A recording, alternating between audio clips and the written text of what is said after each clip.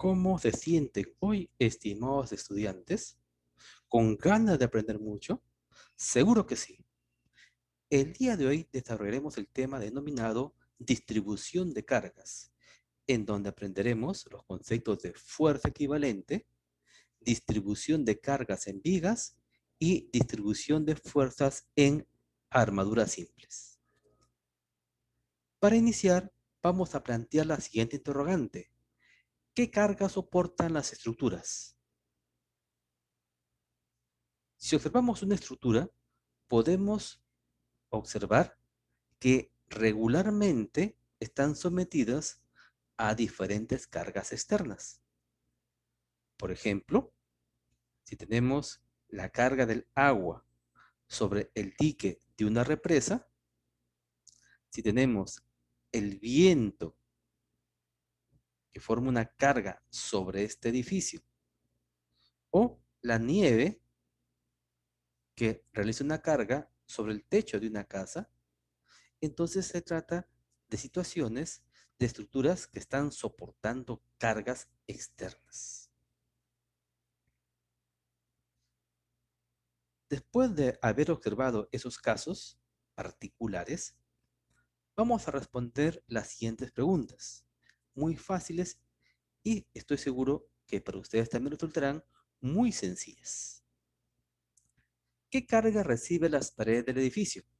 Si vemos este edificio, esta carga representada por estas fuerzas a lo largo de la altura del mismo, según el ejemplo que hemos planteado en la diapositiva anterior, podemos suponer que se trata de una carga de viento que sopla sobre las paredes.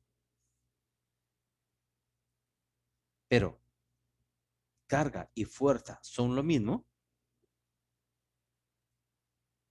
¿Con qué intensidad actúa la fuerza del viento sobre el edificio? ¿Y dónde actúa la fuerza resultante del viento sobre este edificio? ¿En qué posición actúa? Estas interrogantes vamos a responderlas a lo largo del desarrollo de la siguiente sesión, para lo cual vamos a plantearnos qué se pretende que logren ustedes el día de hoy. Pues bien, al finalizar la sesión de aprendizaje, se espera que ustedes sean capaces de determinar la fuerza concentrada, y con ello me refiero al módulo y punto de aplicación de esta, la cual es equivalente a un conjunto de cargas distribuidas en el caso de vigas y en el caso de armaduras simples. Esto lo vamos a desarrollar con una secuencia lógica y ordenada.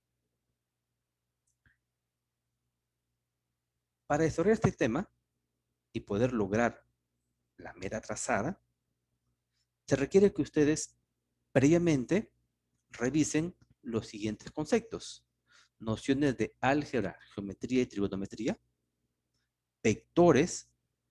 En este caso, es de suma importancia que recuerden la descomposición vectorial y la suma vectorial, la primera y segunda condición de equilibrio, que se revisó en estática, proceso de integración definida y el cálculo de centroides. Temas que ustedes ya previamente, estoy seguro, lo conocen.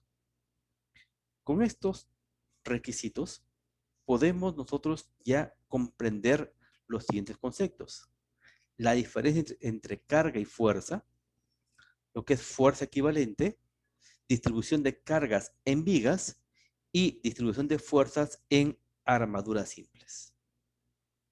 Iniciemos con el tema número 1, carga y fuerza. Vamos a comprender esa diferencia a través de lo que sucede en esta situación. Tenemos aquí un camión de carga, tenemos la cabina del camión, tenemos las cajas que el camión va a cargar. Cada una de ellas, como pueden observar, tienen diferentes pesos. Están colocados, están distribuidos sobre el remolque de este camión.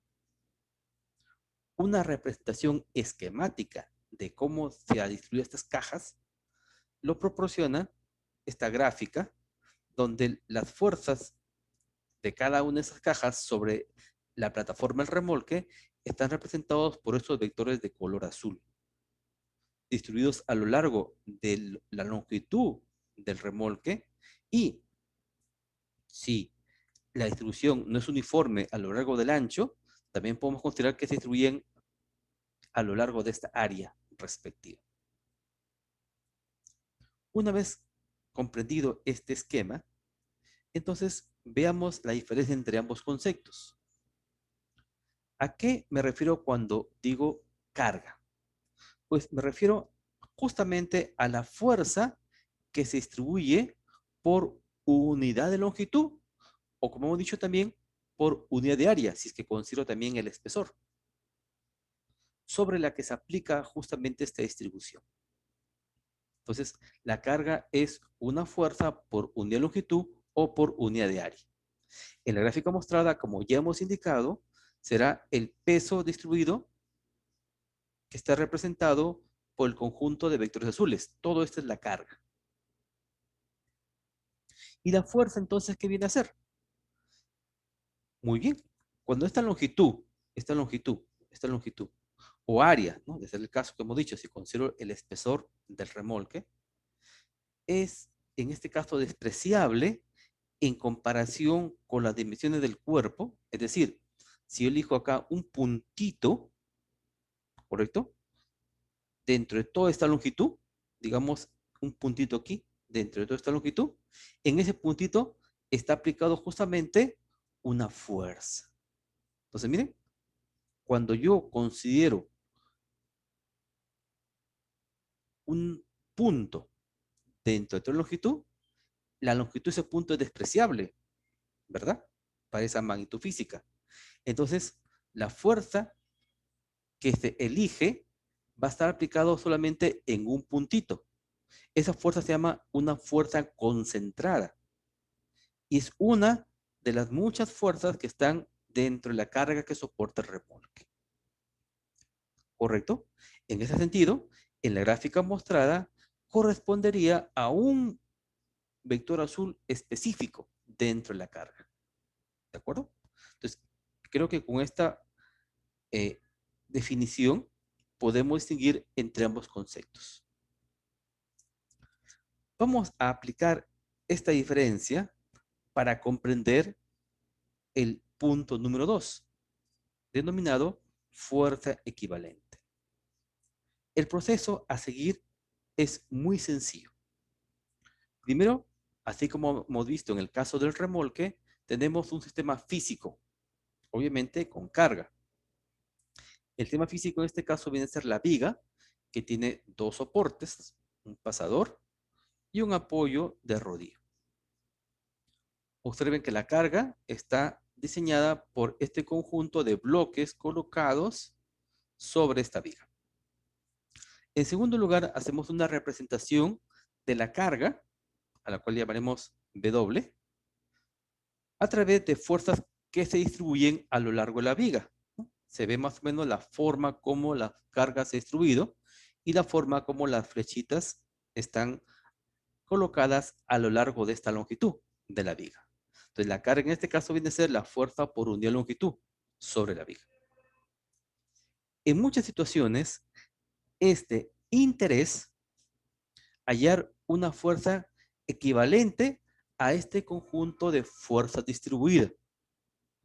Y cuando digo conocer esta fuerza equivalente, requiere que yo conozca la siguiente información: el módulo de esa fuerza y dónde se debe aplicar la misma para que sea capaz de reemplazar a todo este conjunto de fuerzas distribuidas. El módulo, desde luego, debe ser de tal magnitud que represente la suma de todas ellas. En otras palabras, el módulo viene a ser la fuerza resultante de este conjunto de fuerzas distribuidas. Y como es la fuerza resultante, la fuerza viene a ser entonces la suma. Recuerda que esta integral representa una suma de toda esta carga distribuida a lo largo de toda esta de la longitud de la viga. De la carga distribuida a lo largo de la longitud de la viga. Y la posición donde se coloque esta fuerza equivalente debe ser aquella que representa al punto del centroide de esta carga. de esta distribución. Yo debo ubicar entonces el centroide de esta distribución, y donde está ubicado el centroide voy a llamar a esa posición X raya. Esa posición lo determino a través de las fórmulas que se han revisado cuando se vio el tema de centroide. Vamos nosotros a hallar esta información para el caso específico de una distribución de cargas, justamente como dice el ejemplo, en una viga. Y vamos a iniciar con un caso muy sencillo. El caso de una distribución lineal, o perdón, constante, una distribución constante. Como ven ustedes, regularmente se ha colocado fuerzas, todas de igual módulo, como pueden observar ustedes, igual dirección e igual sentido. En este caso están dirigidas verticalmente hacia abajo, es decir, hacia la dirección del eje Y negativo. Su vector unitario sería menos J en este caso.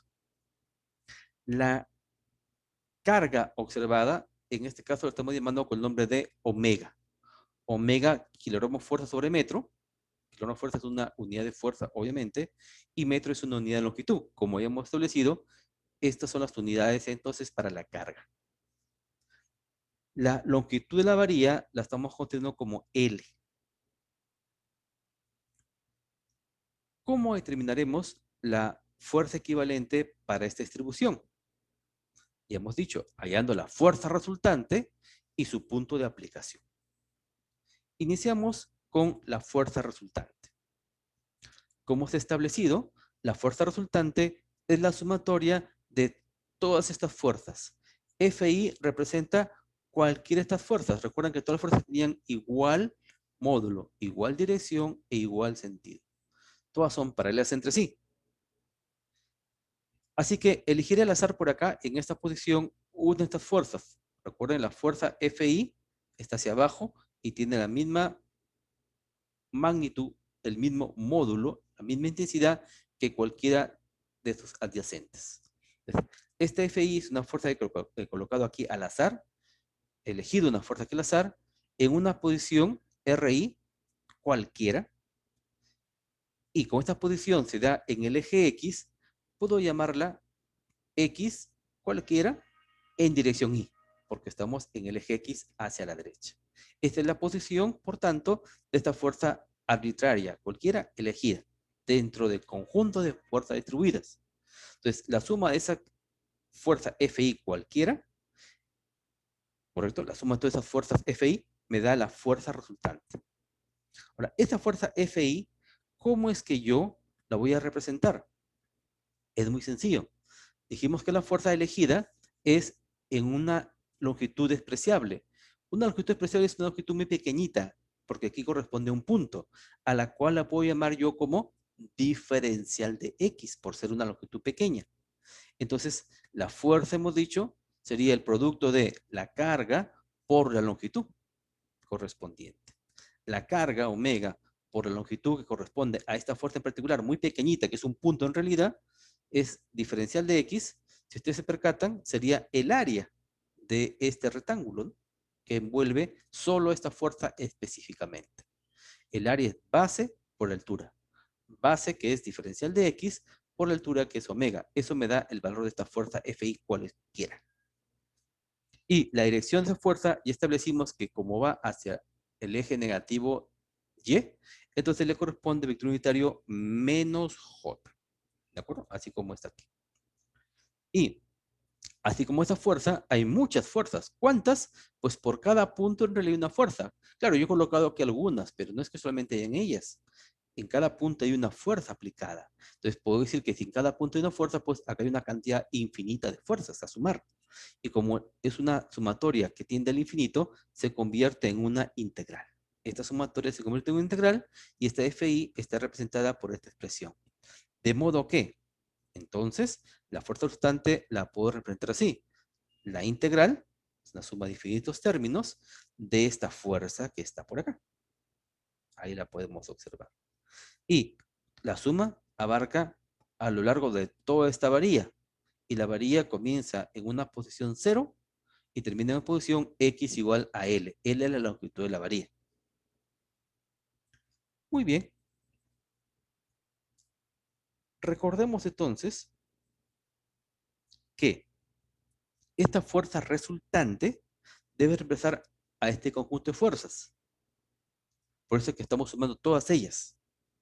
Y se colocará en una posición que sea la necesaria para que haga el mismo efecto que todo ese conjunto. Así que la voy a poner en esta posición, a la cual le llamaré X sub C. Y le damos dirección Y porque vamos hacia el eje X positivo. Aquí voy a suponer que está ubicada la fuerza resultante. ¿De acuerdo? En la posición X sub C, la cual lo haremos o la hallaremos en la siguiente fase. Pero antes de hallar esa posición, hallemos cuánto vale primero esta fuerza resultante. Podemos nosotros observar que en esta expresión la única variable aquí es diferencial de x, lo cual significa que menos omega y j lo puedo extraer de la integral de esta forma. Integro diferencial de x, que imagino ustedes recordarán que esa integral es simplemente x, ¿correcto? Y esa x tiene por límites 0 y L.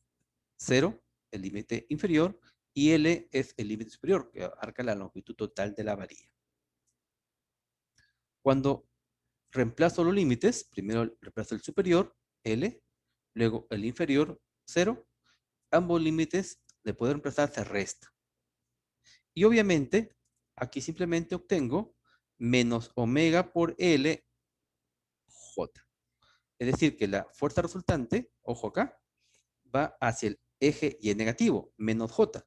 Es lógico pensar eso, porque si estoy sumando fuerzas que van hacia menos J, la resultante de esa suma también tiene que tener dirección menos J. Y el módulo de esa fuerza, ahí observen algo por favor, el módulo es omega por L. Pero ¿quién es ese omega por L?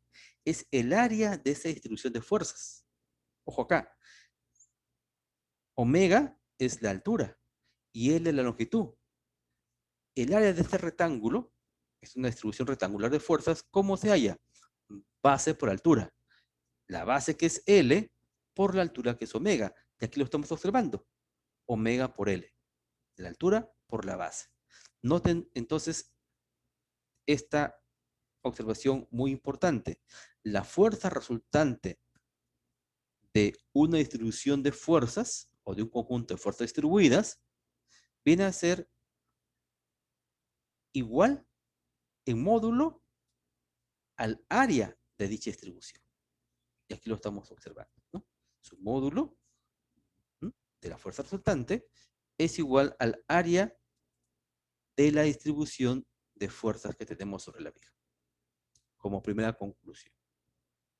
Entonces, dijimos además que es de interés saber dónde está ubicada esta fuerza resultante, es decir, conocer su posición, XC. Para hallar justamente dónde está aplicada esa fuerza resultante, hay que tener presente lo siguiente. Miren, R reemplazará a todo este conjunto, ¿verdad? Pero antes de que reemplace este conjunto, pues existían este conjunto de fuerzas. Entonces, lo que yo voy a hacer para que yo garantice que esa R reemplace este conjunto de fuerzas es primero hallar el momento de fuerza resultante. Es decir, la suma de los momentos de cada una de estas fuerzas aplicadas sobre la viga. Es el momento de fuerza resultante, ¿correcto? Y todo lo calcularé respecto al punto O. Entonces, primero voy a hallar la suma de momento de cualquiera de estas fuerzas. Entonces, esta fuerza, ya hemos dicho que es una fuerza cualquiera, arbitraria, y lo represento por la fuerza Fi, ubicada en una posición RI. Y como voy a hallar el momento solamente esta fuerza, entonces sería, como ustedes recordarán, el producto vectorial del vector de posición de dicha fuerza multiplicada por la fuerza en concreto. Y ese producto, para un producto vectorial, es un producto vectorial porque se trata de un momento de fuerza. El momento de fuerza, recuerden, es el producto vectorial de la posición de la fuerza multiplicada por la respectiva fuerza. Este es solamente de una fuerza. Pero yo quiero no de estas, no solamente de esas, sino de todas. Entonces, ¿qué tengo que hacer? Pues sumar los momentos de todas ellas, de todas las fuerzas. Es una suma, entonces, de cada uno de estos productos vectoriales. Ahora, recuerden ustedes que en esta suma yo tengo ¿cuántas fuerzas? Tengo infinitas fuerzas. Y al tener yo infinitas fuerzas, recuerden ustedes que tendré también una suma infinita de momentos de fuerzas. Una para cada una de las fuerzas en concreto que estamos viendo acá. Por eso es que la suma se va hasta el infinito. Y la suma de todos estos momentos de fuerza lo marco con el símbolo de tau sub 0. Momento de fuerza o torque en realidad pues significan lo mismo, son sinónimos. Así que para simplificar la expresión, simplificar la estructura, lo llamaré como el torque respecto al punto O al punto 0 en este caso. Es la suma, repito, de los momentos de cada una de estas fuerzas respecto a dicho punto. Bien. ¿Dónde? Hay que hacer un poquito de memoria. RI, dijimos que es la posición de esta fuerza representada por X u Y. Y F sub I es el valor de esta fuerza que dijimos es esta pequeña área, ¿no? Pequeñita, que es igual a la base, que es diferencial de X, por la altura que es omega. ¿Sí? Omega por diferencial de X. Y dirección menos J, ¿verdad? Va hacia abajo, en el eje Y. Por tanto, reemplazo estas expresiones aquí, las voy a reemplazar, y tendría lo siguiente, la sumatoria de infinitos términos de xy multiplicado vectorialmente por menos omega diferencial de xj. En esta expresión, recordemos que como esta es una sumatoria de infinitos términos, se puede convertir en una integral de esta forma. Y podamos adjuntar las variables por un lado y las constantes por otra. Por ejemplo, yo podría tener por acá menos omega, ahí está menos omega, y por J, aquí está I por J, es un producto vectorial que lo han visto ustedes en el tema de vectores, y X por diferencial de X. Aquí lo tenemos, X por diferencial de X. Perfecto. De esta expresión solamente queda dentro de la integral la variable, o sea, X y diferencial de X. Lo demás lo puedes traer, menos omega sale, pero antes de extraer recordemos que I por J me da K. Recuerden el sentido cíclico. I por J me da K. Entonces ya extraje menos omega por K, porque ya multipliqué, y me queda solamente integral de X diferencial de X, siempre de 0 a L, porque la X, límite inferior a 0, límite superior a la longitud total de la varilla. Muy bien, entonces, una vez que tengo yo esta expresión, integro, y sabemos que el integral de X diferencial de X es X cuadrado sobre 2, ¿verdad? Y los límites siguen siendo de 0 a L. Reemplazo en la variable los límites superior e inferior. Ya saben, primero el superior, después el inferior. Y restamos ambos resultados. Obteniendo, como aquí se observa esta expresión. Aquí es 0, así que simplificando, vamos a decir que el torque respecto al punto O de todo este conjunto de fuerzas distribuidas, que es el momento de fuerza resultante, es igual a menos omega por L al cuadrado sobre 2 en dirección K. Este es un torque, es fuerza por longitud, kilogramo fuerza por metro. Noten, por favor, o grábense este resultado momentáneamente, menos omega L cuadrado sobre 2 en dirección K. Ese es el, repito, el momento de fuerza resultante, ¿sí? De todo este conjunto de fuerzas distribuidas. Muy bien, entonces, ahora que tengo yo ese resultado, como segunda opción, dado que mis fuerzas son paralelas, para poder hallar dónde está ubicada la fuerza que reemplaza todo ese conjunto, o sea, la fuerza equivalente, voy a aplicar el teorema de Varignon. Muy bien, ¿qué dice este teorema? Para que esta fuerza equivalente, que es la resultante de todo este conjunto de fuerzas, reemplace esta distribución, el torque solo de esa fuerza, de la resultante, no es cualquier fuerza, es la resultante, ¿sí? El torque de esa resultante debe ser igual a la suma de momentos de fuerza de todas las fuerzas que están en la distribución. Es decir, debe ser igual al torque neto que hemos hallado en el ítem 1, ¿verdad? En la primera fase. Entonces, el teorema de Varignon me garantiza que Si el torque de esta fuerza es igual a la suma de momento de esta distribución de fuerzas, entonces esta fuerza es capaz de reemplazar a esta distribución. ¿Y cómo hay el torque de esta fuerza solita? Sabemos que por definición es el producto vectorial del vector de posición de esta fuerza multiplicada por la fuerza. Esto me da el torque de la fuerza resultante, solo de la resultante. ¿Y cómo hay el torque o momento de fuerza de toda esta distribución de fuerzas? Pues eso lo hemos hallado. Le habíamos llamado el momento de fuerza resultante. Y recuerdo que les pedí hace unos minutos que se lo graben, ¿verdad? El resultado. Ya lo hemos encontrado.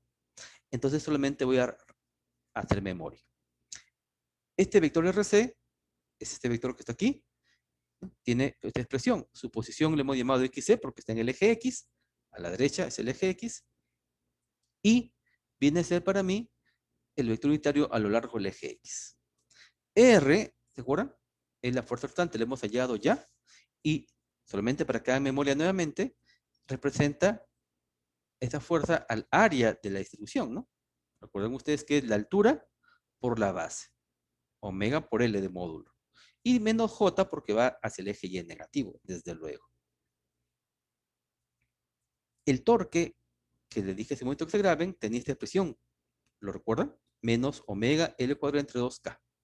Voy a reemplazar en donde corresponda cada uno de los términos, ¿correcto? Así como estoy haciendo acá. Y voy a hacer las simplificaciones respectivas. Por ejemplo, el menos se puede cancelar, así que lo cancelo, ¿sí? Y al cancelarlo, la expresión se va reduciendo, donde tendría, por ejemplo, aquí que I por J, ¿recuerdan? Orden cíclico IJK, IJK. I por J es K. Así que me queda solamente omega por L por XC en el lado izquierdo, en dirección K, y omega L cuadrado sobre 2 en el lado derecho, también en dirección K. Como ambos están en dirección K, entonces estos coeficientes de K deben ser iguales, desde luego. Pero vemos que aquí puedo simplificar omega, ¿verdad? Simplifico omega y despejo XC. Si L pasa a dividir, me quedaría L cuadrado entre L solamente L medios. L medios me está indicando que es el punto medio del rectángulo.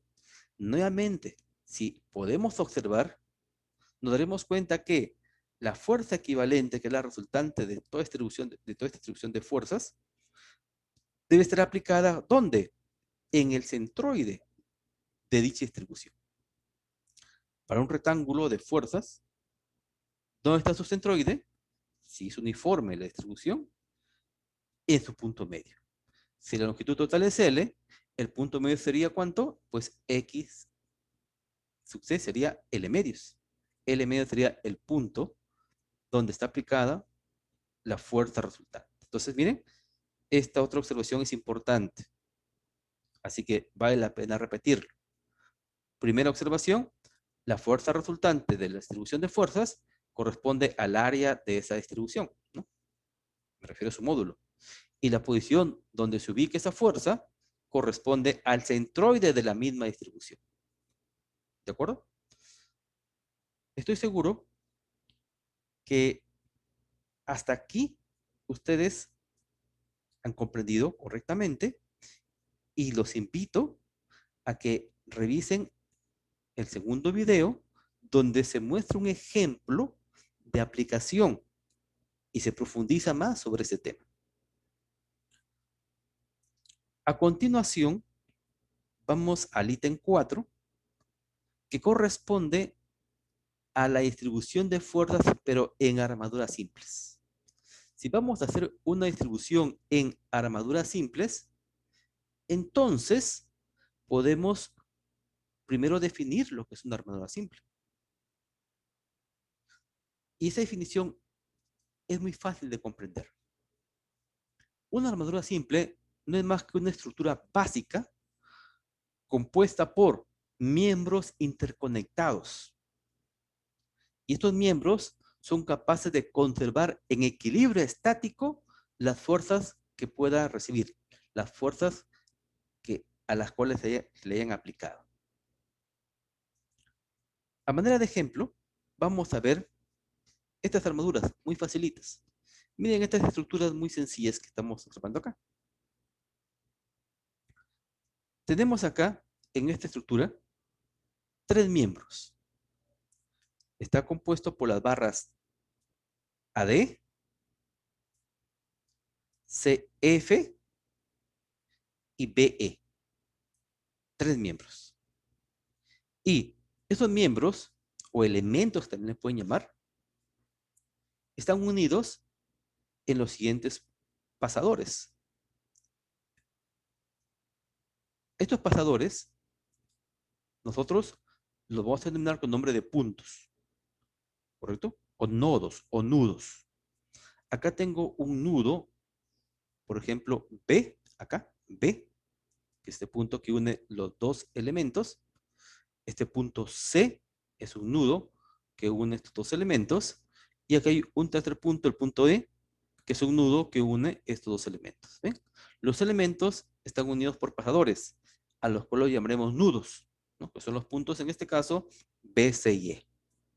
En esta armadura, la cantidad de miembros y nudos están relacionados a través de esta ecuación, donde n representa el número de nudos y m representa el número de miembros. Entonces yo observé que acá tengo 3 nudos, ¿verdad? N entonces vale 3. Si reemplazo la cantidad de nudos aquí en n, tendría 2 por 3, 6. 6 menos 3, pues me queda 3. Y efectivamente tengo 3 miembros. Eso sucede básicamente en armaduras simples. ¿Qué debo hacer yo cuando tengo una situación de este tipo? Muy bien, es muy fácil en realidad. Primero, voy del sistema físico, sacar o extraer un DCL. Entonces, a esa estructura le hallo su DCL. Es decir, coloco las fuerzas externas que está recibiendo. Por ejemplo, aquí hay una cuerda, ¿no? La cuerda TG. Pues esa cuerda ejerce una fuerza de tensión, que aquí la estamos observando. Acá hay un bloque W, ¿no? Este bloque W ejerce una fuerza llamada peso, fuerza debido a la gravedad. Y acá hay un pasador, en el punto A, hay un pasador. Este tipo de pasador, ojo, permite a el sistema, si estuviese sin la cuerda o el bloque por medio, le permitiría girar en un plano, ¿correcto? Este tipo de pasador produce dos tipos de reacciones, una horizontal y una vertical, ¿correcto? Son las reacciones a su X y a su Y producidas en este pasador. También es una fuerza externa. Una vez que tengo las fuerzas externas, lo que debo hacer ahora es desarrollar cada uno de los elementos y nudos de esta estructura. Vale decir, voy a separar los elementos. Ya hemos dicho que los elementos son AD, BE y CF. Y a continuación también identifico los nudos C, B y E. Entonces, lo que hay que considerar aquí es que como son fuerzas, ¿no?, entre dos miembros, si considero todo el conjunto, para mí estas fuerzas son internas. Pero al separar los miembros, entonces se convertirían en fuerzas externas. Por ejemplo, si aplico este peso, ¿correcto? Este miembro jalará al nudo C hacia la derecha, ¿correcto? Y el nudo C por reacción jala al elemento CF hacia la izquierda. ¿Se dan cuenta? Pareja acción y reacción, aplicados en dos elementos diferentes. Este en el nudo, esto en este miembro. ¿De acuerdo? Muy bien. De igual forma, si ustedes observan el nudo E, por ejemplo, acá el nudo E, ¿no? Acá estamos indicando que al poner esta fuerza, este miembro está comprimiendo al punto B, acá. Lo está comprimiendo, ¿eh? Aplico esta fuerza y lo comprime al punto B. Bueno, ahí lo está comprimiendo.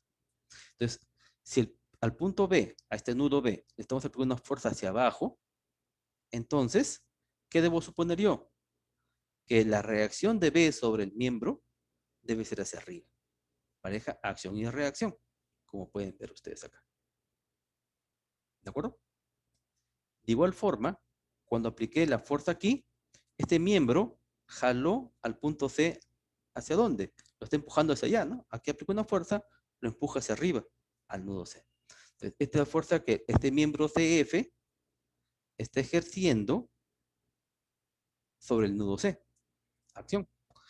El nudo C reacciona sobre ese miembro en este mismo punto C en sentido opuesto. Pareja, acción y reacción. ¿Bien?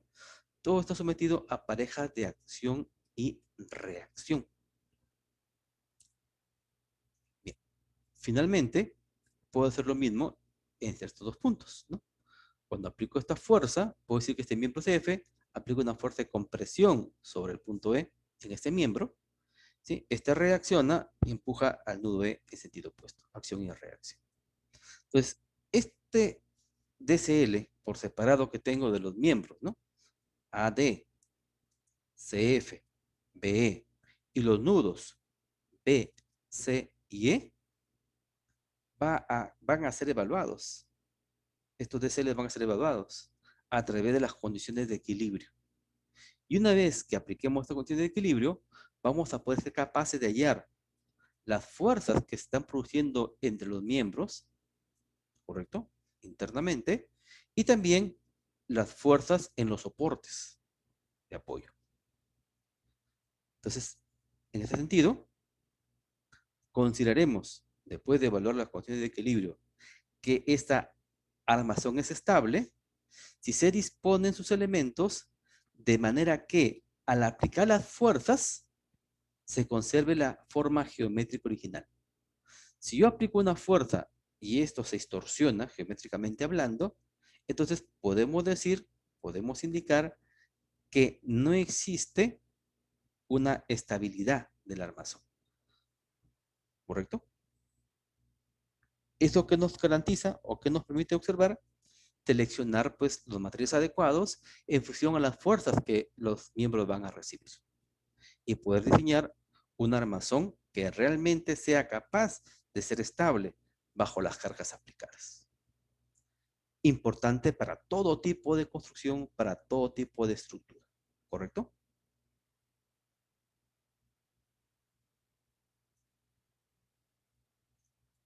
Ahora, esta es una armadura que hemos visto a manera de ejemplo. Pero las armaduras básicas, sobre todo las planas, por lo general utilizadas en puentes, utilizadas de repente en torres, por lo general muchas de ellas ya están clasificadas y son ya conocidas. Así que hoy veremos algunos tipos de armaduras planas básicas solamente. Ojo, solamente planas. ¿Sí? No vamos a trabajar en esta oportunidad con armaduras tridimensionales. Las más frecuentes, las más usuales, las más conocidas, podemos observar acá. Por ejemplo, tenemos por aquí armaduras de techumbre, o llamadas también cerchas. Las más usuales son, por ejemplo, si van ustedes a esos mercados que tienen arriba pues un armazón metálico, habrán visto tipo Pratt, o tipo Howe, o tipo Finn. Mientras que entre las armaduras de puentes, puentes obviamente metálicos por lo general, tenemos tipo Pratt, tipo Howe, tipo Warren, una de las más utilizadas, Baltimore, armadura en K. Y algunos otros tipos de armaduras, algunas variantes, ¿no? Que son la armadura de marquesina, que podemos por acá observar. Esta es una parte de un voladizo de la armadura. Una armadura basculante. Hay que notar que una forma fundamental de las armaduras es la forma triangular. Si ustedes observan, siempre en todas las armaduras se da la forma triangular, porque es una de las estructuras, una de las formas más estables que existen para soportar grandes cargas, a pesar de la flexibilidad que tiene.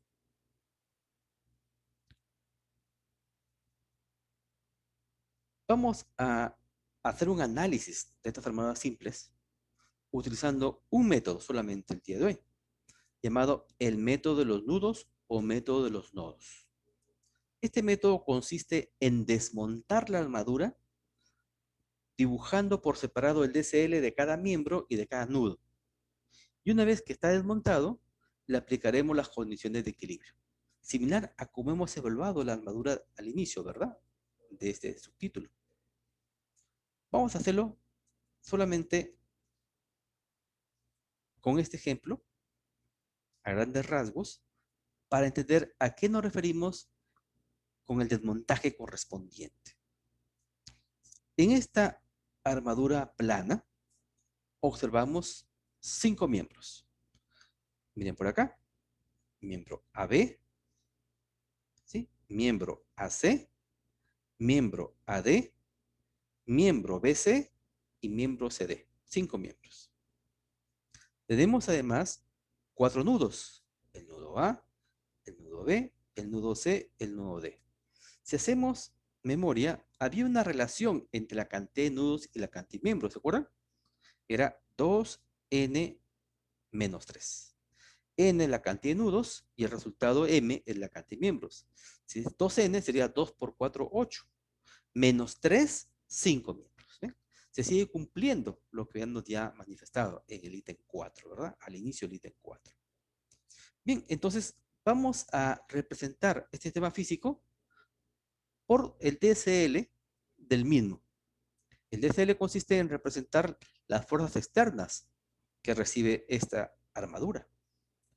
Y ya hemos visto que hay dos fuerzas externas ya plasmadas. Una fuerza de 1000 newton aquí, en el nudo D, horizontalmente a la derecha, y una fuerza de 2000 newton en el nudo C, verticalmente hacia abajo. ¿Dónde están las demás fuerzas que debo considerar? Pues en los soportes. Dijimos que este es un soporte, un apoyo móvil, de rodillos puedo llamarlo también. Y por acá tengo un apoyo tipo pasador.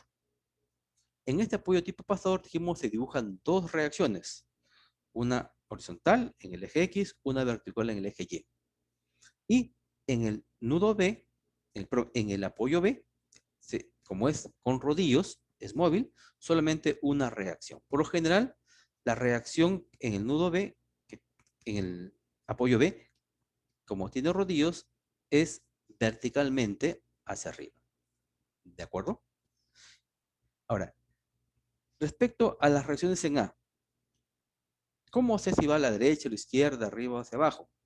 Usualmente, como ya se ha desarrollado en problemas de estática, uno le da, por lo general, a veces una dirección arbitraria, un sentido arbitrario, ¿verdad? Y cuando hago el cálculo para determinar estos valores, si el valor me sale con un resultado positivo, significa que estuvo bien el sentido que le he dado. Si me sale negativo, significa que el valor se mantiene, el módulo se mantiene, pero debe ser en sentido contrario al que yo le proporcioné. ¿De acuerdo? Lo mismo sucede para la otra componente. Entonces, es así que no se preocupen si ustedes no saben de antemano el sentido de esas reacciones. El resultado finalmente me lo dirá. Bien. Entonces, estas son entonces las fuerzas externas aplicadas a la armadura, las que hemos indicado que ya están de antemano diseñadas y las que hemos colocado a través de estas reacciones, ¿no? En el pasador, dos reacciones y en el apoyo móvil, una sola reacción. ¿Sí? Y en este desmontaje que voy a hacer yo, debo tener mucha precaución de que para cada miembro y para cada nudo, debo hacer su DCL. No me puedo olvidar de ninguno. ¿De acuerdo? Porque si yo me olvido de alguno, voy a tener problemas cuando determine después los resultados. Una forma de trabajo es la que estoy mostrándoles en este momento. Miren, acá está el elemento AD, este miembro AD, el miembro BC. Lo estoy desmontando, ¿ven? Extrayendo hacia afuera, ¿no? Prácticamente cada uno de los miembros, ¿no? ¿Ven? El miembro DC y el miembro AB. El miembro diagonal que está acá, lo estoy colocando aquí en medio también, ¿no? El miembro AC. Y los nudos también son importantes, desmontarlos. Cada nudo también lo pongo por separado. Nudo D, nudo C, nudo A y nudo B, ¿correcto? ¿Cómo coloco las fuerzas? Muy bien, esto es muy importante, atención. Las fuerzas externas se van a colocar en los nudos. Repito, las fuerzas externas se van a colocar en los nudos. Y las internas se colocarán tanto en los nudos como en los miembros, según corresponda. En el ejemplo que les mostré al inicio del ítem 4, en este ítem 4, yo les hice más o menos una referencia que dado el peso que estaba jalando, a veces estaba comprimiendo, a veces estaba tensionando, ¿verdad? Si ustedes no son capaces de determinarlo, no se preocupen. Ustedes pueden plantear el siguiente esquema. Pueden plantear que todos los miembros se encuentran tensados, se encuentran en tensión. Todos los miembros en tensión. Todos, sin excepción, en tensión. Todos, ¿sí? Y cuando yo hago el cálculo de los valores de estas fuerzas tensoras, si me sale positivo significa que sí, estuvo bien, estaba en tensión. Si me sale negativo significa que me equivoqué, no estaba en tensión, estaba en compresión, pero el valor numérico se mantiene. Así que no se preocupen si ustedes de antemano no saben si está en tensión o no. Asúmanlo como si lo estuviese. Pero ya saben que tienen la opción de que el resultado me va a dar realmente si estuvo bien la suposición inicial o debo cambiarla. Pero eso ya es el resultado final. No hay por qué precipitarse ni asustarse. El signo me lo dirá. Y es más, el signo me va a decir finalmente si está en tensión o compresión y por tanto me facilita también la interpretación de esos resultados. Entonces, dado que he puesto todos en tensión, entonces para los nudos va a ser más sencillo. Porque hemos dicho que la fuerza entre el miembro y el nudo siempre son, ojo, en sentidos contrarios, porque son pareja acción y reacción, ¿verdad? Voy a comenzar con el nudo A, por ejemplo. El nudo A tenemos, dijimos, que aplicar las fuerzas externas. Y acá hay dos fuerzas externas, AX y AY. Ahí está, AX, observen por acá, por favor. AX, acá está AX, y por acá está AY, ¿sí? AX, bueno, acá ya hemos asumido que vale, en este caso, 1000 newton, y AY que vale 500 newton, ¿correcto? AX vale 1000 newton y hay 500 newton. Ya lo hemos encontrado, ¿no? Aquí está asumido, correcto. Lo hemos encontrado ya. Después vamos a ver cómo es que se halla, no se preocupen por eso. Lo importante es que, miren el elemento AD y miren el nudo A, ¿no? Como hemos asumido que acá está en tensión hacia abajo, acá asumo en sentido contrario hacia arriba. ¿Se dan cuenta? Hacia arriba. ¿Eh? Ahí está. Miren ahora el elemento AB con el nudo A. El elemento AB lo hemos colocado en tensión así, ¿verdad? Y en el nudo A, esto tiene que tener sentido contrario siempre. Siempre sentido contrario, por favor. ¿Sí? Miren el nudo A con el elemento A, con el miembro AC. El miembro AC lo hemos asumido en tensión en el nudo A, ¿verdad? Si en el nudo A, entonces, si en el miembro lo hemos puesto en tensión hacia abajo, en el nudo tiene que ser opuestos. Miren, estos se oponen, como pueden observar. Estos también se oponen. Y estos también se oponen. ¿Ven? Los valores de 500 y 1000 es porque ya hemos hallado realmente este resultado, que son estos valores para las resistencias. Y es más, miren, hemos visto que realmente están en sentido opuesto al que yo había asumido inicialmente. Por eso le dije, no se preocupen, ¿no? Porque eso sale ya cuando se hagan los cálculos respectivos. Por ahora, fíjense más que todo en cómo se colocan los sentidos de las fuerzas para el miembro y para el nudo respectivo. Ahora, miren el nudo D, ¿sí? Por favor. Aquí hemos puesto en el nudo D, en el miembro AD, aquí está el miembro AD, lo hemos puesto en tensión hacia arriba, entonces el nudo sería hacia abajo, ¿correcto? En el nudo D también tengo el miembro DC, aquí hemos puesto en tensión, ¿verdad? Siempre los miembros los hemos puesto en tensión, no hay forma de equivocarse. Entonces, por tanto, acá como siempre son opuestos, lo coloco en sentido contrario. Y esta fuerza externa 1000 va en el nudo. Hemos dicho que las fuerzas externas se colocan en el nudo. ¿Sí? Si yo acá aún no hubiese determinado cuánto vale estas reacciones, hubiese colocado a X a la derecha y a Y hacia arriba, si es que aún no lo conozco. Si ya lo calculé, pues ya aquí le pongo el resultado, pero como no lo he calculado aún, no se preocupe, le ponen a X a la derecha y a Y hacia arriba, si es que aún no saben cuánto vale. Bien, voy al nudo C. El nudo C, miren, tengo que llega el miembro DC, o CD, el miembro CB y el miembro AC. Tres miembros llegan, así que por cada miembro que llega, recibe una fuerza. Aparte la fuerza externa, ¿verdad? Que está por acá, que vale 2000 hacia abajo. Bien, el miembro CD, en tensión, ¿verdad? Entonces, en el nudo va en sentido contrario. ¿Ve? No hay forma de equivocarse. El nudo, el miembro BC en tensión BC. Entonces, en el nudo tiene que ir en sentido contrario. El miembro AC también en tensión AC.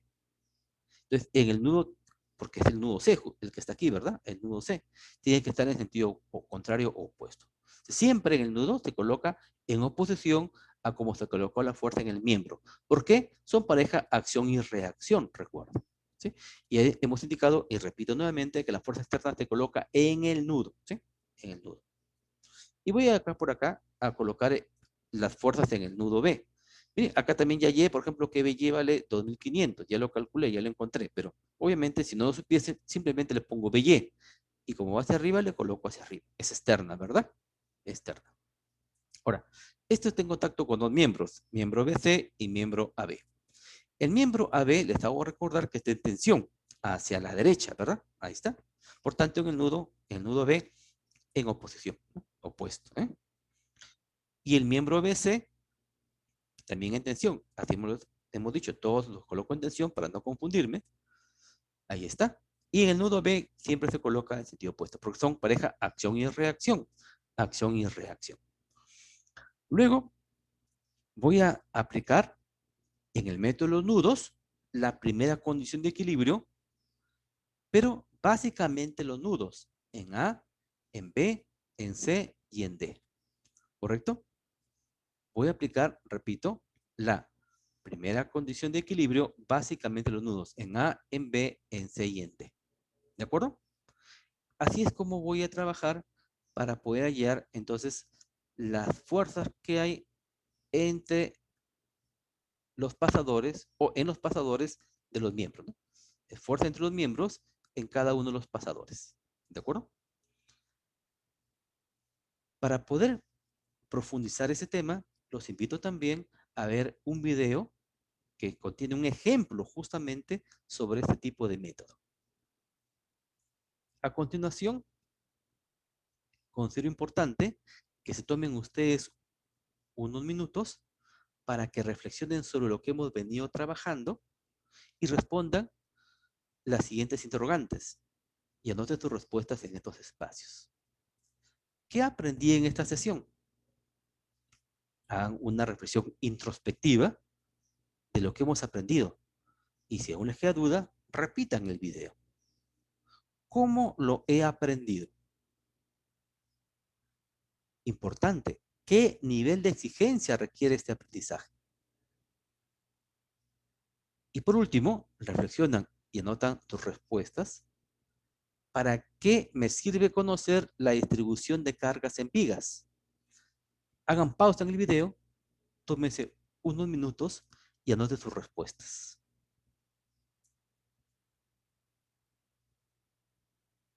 Por último, vamos a extraer algunas conclusiones importantes de la sesión del día de hoy. Recuerden que una carga consta de una distribución de fuerzas, ya sea sobre una longitud o un área. Esa es una carga, una fuerza distribuida, ¿verdad? El módulo de la fuerza equivalente de una distribución de fuerzas corresponde a quién. ¿A quién es igual? Al área de dicha distribución. En el ejemplo que hemos dicho hoy día, ese que hemos hablado, que hemos revisado, la resultante tiene un módulo igual al área de la distribución rectangular de fuerzas, ¿verdad? Omega por L, si hacen memoria. La posición de la fuerza equivalente de una distribución de fuerzas corresponde al centroide de dicha distribución. También lo vimos hoy día. ¿Se acuerdan? Esa fuerza resultante que le llamamos R, recordarán ustedes, se ubicaba justamente en la posición L medios, ¿no? XC, ¿se acuerdan que le hemos llamado esa posición? L medios. XC, ¿por qué? Porque era la posición del centroide. Es un rectángulo de longitud L, pues la fuerza recae en el eje X en la posición L medios, que es el centroide de ese rectángulo, ¿verdad? Y por último, para aplicar el método de los nudos en las armaduras simples, planas, que hemos revisado, se debe aplicar, ojo, la primera condición de equilibrio en el DCL que hemos extraído al desmontar los miembros y los nudos de la armadura simple. ¿Dónde aplico las ecuaciones? En realidad, en los nudos. No se olviden. ¿Y cuáles son las condiciones de equilibrio? Pues ustedes las conocen. Sumatoria de fuerzas en el eje X igual a 0, sumatoria de fuerzas en el eje Y igual a 0. En los nudos. Las fuerzas externas de la armadura se colocan también en dichos nudos. Si ustedes quieren profundizar más respecto a este tema, los invito a que ubiquen estos libros, esta bibliografía, para que ustedes tengan más nociones, tanto teóricas como prácticas, respecto a este tema. Por lo demás, los invito a que sigan revisando también sus hojas de ejercicios y practiquen al máximo este tema tan importante para su perfil profesional. Por mi parte, eso es todo. Hasta una siguiente oportunidad. Muchas gracias por su atención.